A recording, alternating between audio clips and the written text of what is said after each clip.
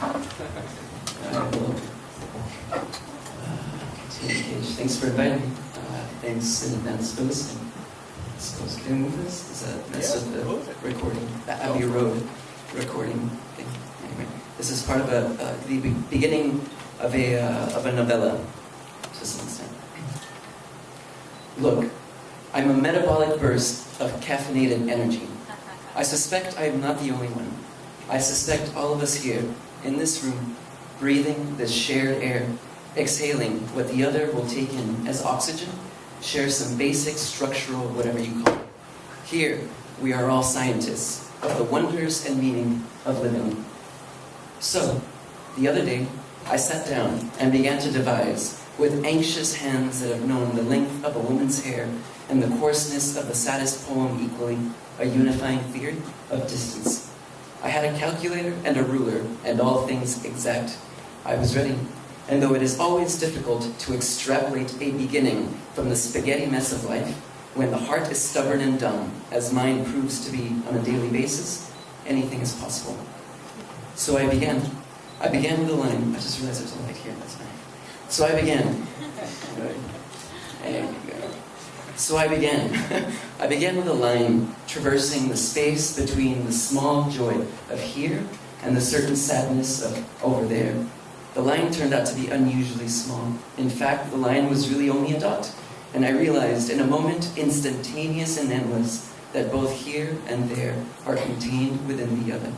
And before I continue, allow me to address you, my kind listeners.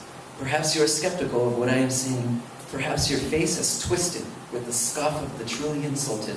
But data is data, and there is little we can do to refute the facts.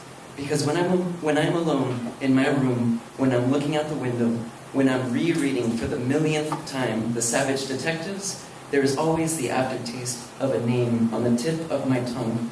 A funny name, the name of a girl with eyes like the honey that precludes the sky of morning.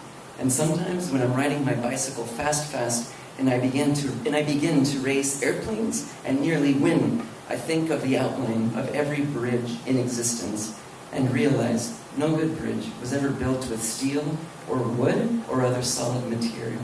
A good bridge requires the raw material of constant fluctuation, of here and there, simultaneous and parallel. My methodology is pure and simple, and if my hands shake, if my eyes are too big, it is because I am a metabolic burst of caffeinated energy. You mustn't forget this. And there is no room in my experiments for irony or cynicism, for a lack of faith. For all true scientists of the wonders and difficulties of living must jump into the abyss of endless numbers and geometries with a sense that they will be caught, that they will grow wings. A note about numbers. The button for the number 6 on my calculator always becomes stuck when I press it, so I never do. I am forced to arrive at the number 6 by other means, 3 plus 3, 1 plus 5, etc., which is a sharp reminder that every number is simply an arrival and not a thing existing in and of itself. And the same is true of people, of course. It always occurs to me, each person, each funny scientist in this room, the endless and beautiful product of a million tiny additions, subtractions, divisions. Clear white paper is easier to write on than lined paper, which is itself better than graph paper, which no self-respecting person should ever use. When my phone rings, I am always hoping it is her. Tonight, in the sky, there is a certain color I've known my whole life.